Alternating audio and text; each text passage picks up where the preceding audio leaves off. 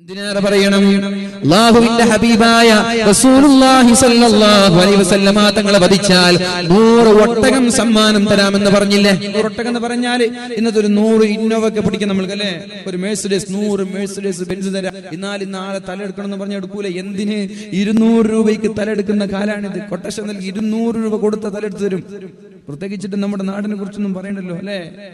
കൊലപാതകങ്ങൾ വളരെ ലാഘവത്തോടെ കാണുന്ന ഒരു കാലമാണ്, നിസ്സാരവൽക്കരിക്കപ്പെടുന്ന കാലമാണ്. 200 രൂപയ്ക്ക് പോലും കൊലപാതകം നടത്തിയിട്ടുണ്ട്. അപ്പോ ഒരു 100 മെഴ്സിഡസ് ബെൻസ് തരാം. നാളെ തലയെടുക്കുമെന്ന് വെച്ചാൽ ഉറപ്പിലെടുക്കുന്നു. എന്തെങ്കിലും ഡൗട്ട് ഉണ്ടോ? നബി തങ്ങളെ തലയെടുക്കാൻ മക്കക്കാരായ മുശ്രിക്കീങ്ങൾ കാത്തിരിക്കുകയാണ്. അല്ലാഹുവിന്റെ ഹബീബിന്റെ വീട് വളഞ്ഞിരിക്കുകയാണ്. രക്ഷപ്പെടാനുള്ള സാധ്യത വളരെ കുറവാണ്. കാരണം ആ വീട് വളഞ്ഞാൽ പിന്നെ രക്ഷപ്പെടാൻ പറ്റൂല. പക്ഷേ നബി തങ്ങൾ പരിശുദ്ധമായ സൂറത്തു യാസീൻ പാരായണം ചെയ്യുന്നുണ്ട്. യാസീൻ വൽ ഖുർആനിൽ ഹകീം ഇന്നാ ജഅൽനാ ഫീ അഅനാഖിഹിം അഗ്ലാലൻ ഫഹിയ ഇലൽ അദ്ഖാനി ഫഹും മുഖ്മഹൂൻ വജഅൽനാ മിൻ ബൈനി ഐദീഹിം സദ്ദൻ വമിൻ ഖൽഫിഹിം സദ്ദാ എന്നോതി ഒരു പിടി മണ്ണ് വാരി അല്ലാഹുവിന്റെ ഹബീബിനെ വധിക്കാൻ ഒരു പിടിച്ച വാളുമായി നിൽക്കുന്ന കിരന്മാരുടെ മുഖത്തെ കറിഞ്ഞപ്പോൾ അവർ ഒന്ന് കണ്ണ് തിരുമ്മി തുറക്കുന്നതിന് മുമ്പേ അവരുടെ ഇടയിലൂടെ അല്ലാഹുവിന്റെ ഹബീബ് രക്ഷപ്പെട്ടു. ജഅൽനാ ബൈനക വബൈനല്ലദീന ലാ യുഅ്മിനൂന ബിൽആഖിറതി ഹിജാബൻ മസ്തൂറാ. അല്ലാഹു മറയിട്ട് കൊടുത്തു. കണ്ടില്ല, അതൊരു അസാധ്യമായ ഒരു സംഭവമല്ലേ.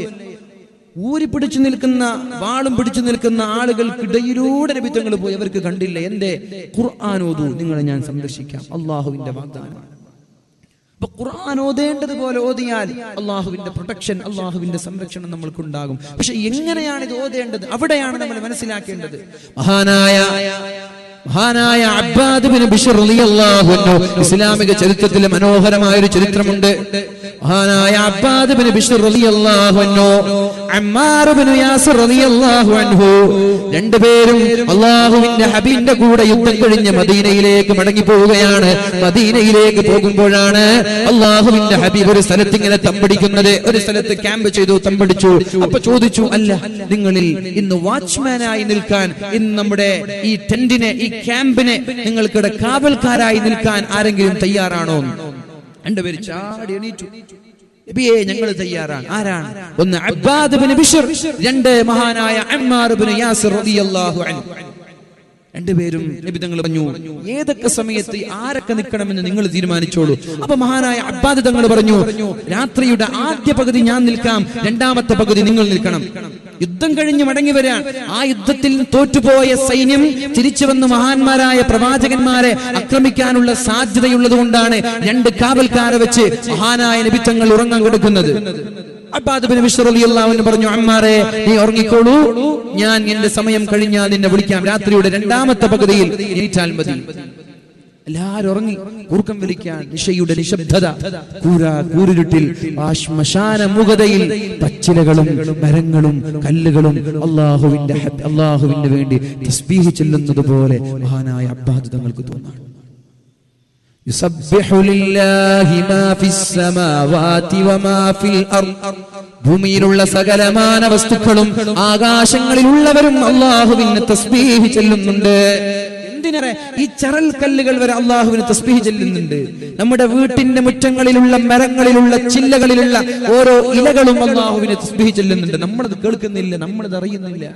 എന്തിനേറെ പറയണം, അലം തറ അന്നല്ലാഹ യസ്ജുദു ലഹു മാ ഫിസ് സമാവാതി വമാ ഫിൽ അർദ്. ഭൂമിയിലുള്ള എല്ലാ ആളുകളും ആകാശങ്ങളിലുള്ള എല്ലാ ആളുകളും അല്ലാഹുവിന് സുജൂദ് ചെയ്യുന്നത് നബിയെ അങ്ങ് കാണുന്നില്ലേ? നബി തങ്ങളത് കണ്ടിട്ടുണ്ട്, നമ്മൾക്ക് കാണാൻ പറ്റുന്നില്ല. കാരണം ആ കണ്ണ് ആ കാണാൻ പറ്റുന്ന കണ്ണായി മാറിയിട്ടില്ല. സൂര്യൻ അല്ലാഹുവിന് സുജൂദ് ചെയ്യുന്നുണ്ട്. വൽ ഖമറു, ചന്ദ്രനും സുജൂദ് ചെയ്യുന്നുണ്ട്. വൽ ജിബാലു, പർവ്വതങ്ങളും സുജൂദ് ചെയ്യുന്നുണ്ട്. മരങ്ങളും സുജൂദ് ചെയ്യുന്നുണ്ട്. എല്ലാവരും അല്ലാഹുവിന് സുജൂദ് ചെയ്യുന്നത് നബിയെ അങ്ങ് കാണുന്നില്ലേ? നമ്മൾ ആരെങ്കിലും കണ്ടിട്ടുണ്ടോ? സൂര്യൻ സുജൂദ് ചെയ്യുന്നുണ്ടെന്നാണ്. ദിനേന ചന്ദ്രൻ സുജൂദ് ചെയ്യുന്നുണ്ട്. മരങ്ങൾ, നമ്മുടെ വീട്ടിന്റെ മുറ്റങ്ങളിലുള്ള മരങ്ങളും കോഴികളും മൃഗങ്ങളും മാടുകളും പശുക്കളും അള്ളാഹുവിന് വേണ്ടി സുജൂദ് ചെയ്യുന്നുണ്ട്. ഇത് പറയുന്നത് ഞാനല്ല, ഇത് അള്ളാഹുവിന്റെ വചനമാണ്. നമ്മളത് കണ്ടിട്ടില്ല, കാണാനുള്ള കണ്ണായിട്ടില്ല. ഇത് കാണാനോ? ഇത് കാണാൻ എളുപ്പ വഴിയുണ്ട്. ചെറുപ്പക്കാർക്ക് എല്ലാവർക്കും കാണാം. സൂര്യൻ സുജൂദ് ചെയ്യുന്നത് കാണാം, മരം സുജൂദ് ചെയ്യുന്നത് കാണാം, കല്ല് തസ്ബീഹ് ചൊല്ലുന്നത് കാണാൻ വളരെ സിമ്പിളാണ്. പക്ഷേ അതിലനുസരിച്ച് ജീവിക്കാൻ പഠിക്കണം. എന്ത് വേണം?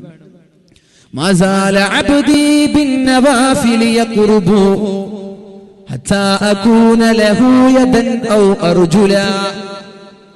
സുന്നത്ത് നിങ്ങൾ അധികരിപ്പിക്കുമ്പോൾ നിങ്ങളുടെ കണ്ണ് ഞാനായി മാറും. സുന്നത്തിൽ അധിഷ്ഠിതമായ ജീവിതം നയിക്കുക. നിങ്ങളുടെ കണ്ണ് ഞാനായി മാറും. ഈ കണ്ണ് അള്ളാഹുവായി മാറിയാൽ ഇവിടെ കിടക്കുന്ന കല്ല് സുജൂദ് ചെയ്യുന്നത് കാണാൻ പറ്റൂല. ഇത് അള്ളയാണ്. ഈ കണ്ണ് റബ്ബിന്റെ കണ്ണാണ്. അള്ളാഹു കാണുന്നതൊക്കെ കാണാൻ ഈ കണ്ണിന് സാധിക്കും. എന്ത് വേണം? നിങ്ങൾ സുന്നത്ത് അധികരിപ്പിക്കണം. സുന്നത്ത് അധിഷ്ഠിതമായ ജീവിതം നിങ്ങൾ മുന്നോട്ട് നയിക്കണം. എല്ലാം സുന്നത്ത് ജീവിതം തന്നെ സുന്നത്തിൽ അധിഷ്ഠിതമായാൽ പലതും നിങ്ങൾ കാണാൻ പറ്റും. ആകാശലോകങ്ങളിലുള്ള നിഗൂഢതകൾ അവിടെയുള്ള ഈ കണ്ണുകൊണ്ട് സുന്നത്തിൽ അധിഷ്ഠിതമായി ജീവിച്ചാൽ മതി. വളരെ സ്വഹീഹായ ഹദീസാണിത്. ഞാൻ എന്റെ വക പറയല്ല, അല്ലേ? നിങ്ങൾ എന്താ പറഞ്ഞത്? സുന്നത്ത് അധികരിപ്പിച്ചാൽ നിങ്ങളുടെ കണ്ണ് ഞാനായി മാറും, നിങ്ങളുടെ ചെവി ഞാനായി മാറും, നിങ്ങളുടെ കൈ ഞാനായി മാറും, നിങ്ങളുടെ കാല് ഞാനായി മാറും. അപ്പോഴാണ് ചില അള്ളാഹുവിന്റെ ഔലിയാക്കൾ കണ്ണ് കാണാത്ത ആളുടെ കണ്ണിൽ നിന്ന് തടവും ആ കണ്ണിന് കാഴ്ച ലഭിക്കുന്നത്. കാരണം ഈ കൈ അള്ളാഹുവിന്റെ കൈയാണ്. സുന്നത്ത് അധികരിപ്പിച്ചപ്പോൾ ഈ കൈ അള്ളാഹുവിന്റെ കൈയായി മാറി. ചില ആളുകൾ മന്ത്രിച്ചൂതുമ്പോ ക്യാൻസറിന് ശിഫ ലഭിക്കുന്നത് ഈ ചുണ്ട്, ഈ നാവ് റബ്ബിന്റെ നാവായി മാറി. കുപ്പിക്കകത്തുള്ള വസ്തുവിനെ പോലെ കാൺമാൻ ഞാൻ നിങ്ങളെ കൽബകം എന്നോവാ. എന്തേ ഇത് പറഞ്ഞത്? മഹാനായ മുഹ്യിദ്ദീൻ ശൈഖ് നിങ്ങളുടെ ഹൃദയങ്ങൾക്കകത്തളങ്ങളഞ്ഞിരിക്കുന്ന രഹസ്യങ്ങൾ എനിക്ക് കാണാമെന്ന് പറഞ്ഞത് വെറുതെയല്ല. ഈ കണ്ണ് റബ്ബിന്റെ കണ്ണായി മാറി. ഇത് അള്ളാഹുവിന്റെ കണ്ണാണ്. അള്ളാഹുവിന്റെ കണ്ണായ ഇവിടെ ഇരിക്കുന്ന ആളുകൾക്ക്, എത്ര ആളുകൾക്ക് ഇതൊരു 10 മണി വരെ പോകണം, അല്ലെ 9:30 നിർത്തണം എന്നുള്ളതൊക്കെ വേല പറയുന്ന ആൾക്ക് കാണാൻ പറ്റും. നമ്മുടെ കണ്ണ് അള്ളാഹുവിന്റെ കണ്ണാവണം. എളുപ്പമാണ്. ചെറുപ്പക്കാരൊക്കെ ദീനിൽ അധിഷ്ഠിതമായി ജീവിക്കുക, സുന്നത്ത് മുറുകെ പിടിച്ച് ജീവിക്കുക. അള്ളാഹു തൗഫീഖ് ചെയ്യട്ടെ. ഏതായാലും അദ്ദേഹം ഇങ്ങനെ മരങ്ങളും പച്ചിലകളും എല്ലാം അള്ളാഹുവിൽ തസ്ബീഹ് ചൊല്ലുമ്പോൾ അദ്ദേഹത്തിന് തോന്നി, ആരും കാണാത്ത, ആരും ശ്രദ്ധിക്കാത്ത ഒരു ഇരുട്ടിൽ അള്ളാഹുമായിട്ടൊന്ന് സംസാരിക്കാതെ, അള്ളാഹുമായിട്ടൊരു അഭിമുഖം, അള്ളാഹുമായിട്ടൊരു സംസാരം. പിന്നെ ഒന്നും ആലോചിച്ചില്ല. പതുക്കെ പോയി വുളൂ ചെയ്തു. എന്നിട്ട് ആ ശ്മശാന മൂകതയിൽ പതുക്കെ അള്ളാഹുവിന് കൈകെട്ടി. എന്നിട്ട് ഫാത്തിഹ ഓതി സൂറത്ത് ഓതാൻ തുടങ്ങി. ബിസ്മില്ലാഹിർ റഹ്മാനിർ റഹീം. അൽഹംദുലില്ലാഹില്ലദീ അൻസല അലാ അബ്ദിഹിൽ കിതാബ വലം യജ്അൽ ലഹു ഇവജാ ഖയ്യിമൻ ലിയുൻദിറ ബഅസൻ شديدا من لدن ويبشر المؤمنين الذين يعملون الصالحات أن لهم أجرا حسنا. മഹാനായ അബ്ബാദ് തങ്ങൾ ഓതി അൽ കഹ്ഫ് സൂറത്തിന്റെ മാധുര്യം ശരീരത്തിലേക്ക് കയറി. ഞാൻ ചോദിക്കട്ടെ, എന്നെങ്കിലും ഖുർആൻ ഓതുമ്പോൾ മനസ്സിലേക്ക് ഒരു ടേസ്റ്റ് ലഭിച്ചിട്ടുണ്ടോ? സിനിമ കാണുമ്പോഴുണ്ടാകുന്ന മാധുര്യം, കളി കാണുമ്പോഴുണ്ടാകുന്ന മാധുര്യം, സീരിയൽ കാണുമ്പോഴുണ്ടാകുന്ന മാധുര്യം, കാമുകന്മാര് സംസാരിക്കുമ്പോഴുണ്ടാകുന്ന ഒരു മാധുര്യം പരിശുദ്ധമായ ഖുർആൻ ഓതുമ്പോൾ എന്നെങ്കിലും നമ്മൾക്ക് ലഭിച്ചിട്ടുണ്ടോ? ഇല്ല. കാരണമുണ്ട്. ഓതേണ്ടതുപോലെ ഓതുന്നില്ല. അദ്ദേഹത്തിന് ഇത് വല്ലാതെ അങ്ങോട്ട് ആകർഷിച്ചു ഓതാൻ.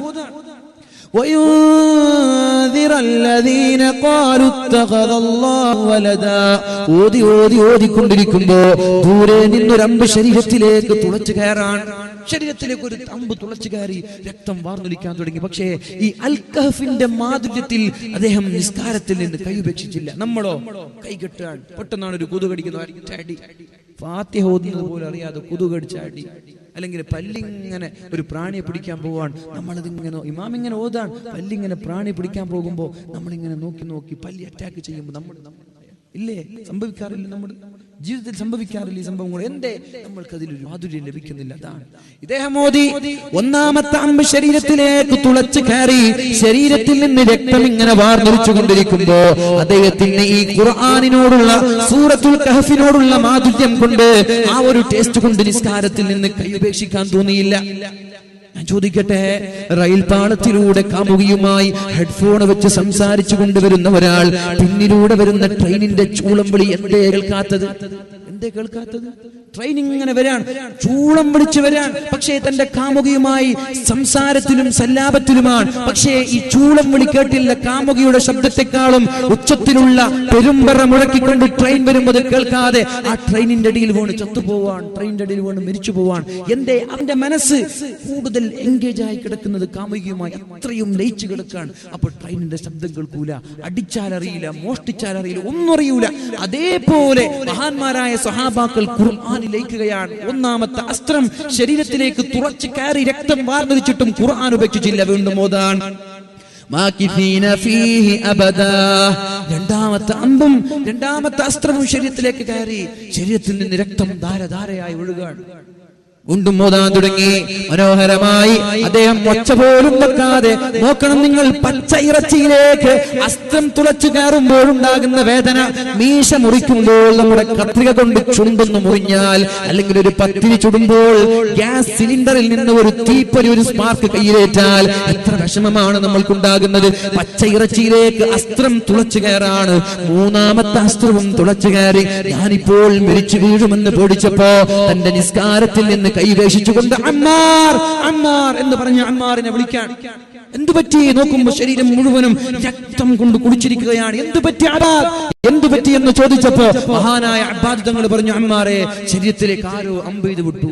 അന്ന് നേരത്തെ പറയാമായിരുന്നില്ലേ? അദ്ദേഹം പറഞ്ഞു, ഒരു തവണ, രണ്ട് തവണ, മൂന്നാമത്തെ അമ്പ് എന്റെ ശരീരത്തിലേക്ക് തുളച്ചു കയറിയപ്പോ ഞാൻ പറയാനുള്ള കാരണം, ഞാനെങ്ങാനും മരിച്ചു പോയാൽ ആ കാപാലികൻ, ആ ശത്രു നേരെ ഈ ക്യാമ്പിലേക്ക് വന്ന് എന്റെ ഹബീബിനെ പോറലേൽപ്പിക്കുമല്ലോ.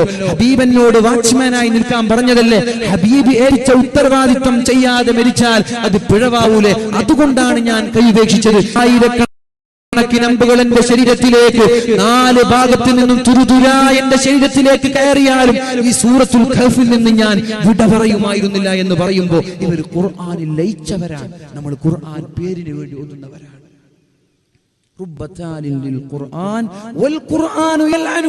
എത്ര ഖുർആൻ ഓത്തുകാരാണ്, പക്ഷേ ഖുർആൻ അവരെ ശപിച്ചുകൊണ്ടിരിക്കുകയാണെന്ന് മഹാന്മാര് പറഞ്ഞത് വെറുതെയല്ല.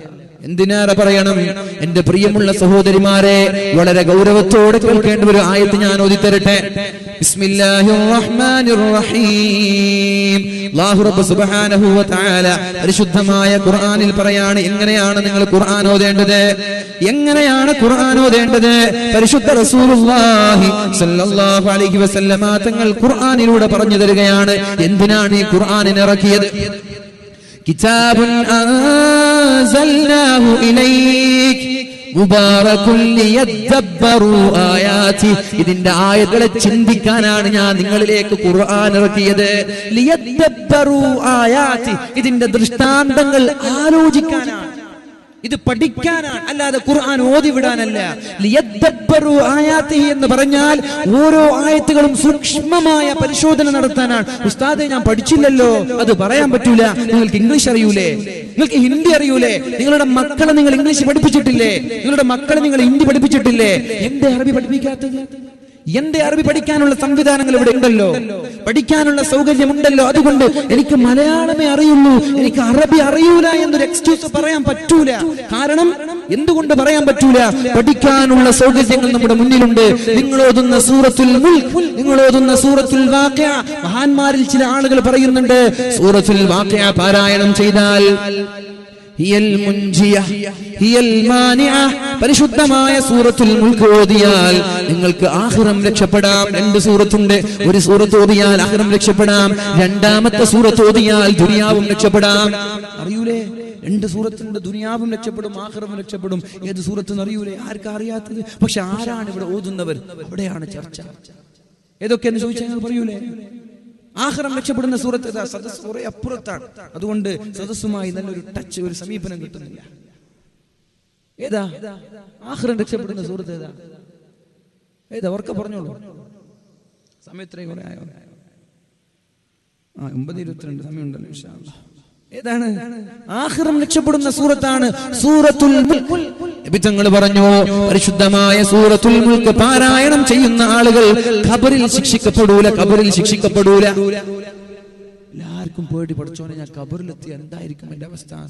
അവിടെ രക്ഷപ്പെടാനാ പറയുന്നത്.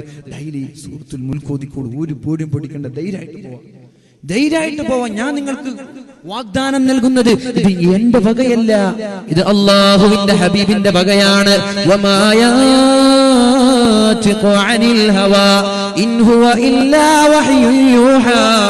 ഇത് അള്ളാഹു പറഞ്ഞ വിഷയങ്ങളാണ്. അള്ളാഹുവിന്റെ ഹബീബ് സ്വമേധയാ ഒന്നും പറഞ്ഞിട്ടില്ല.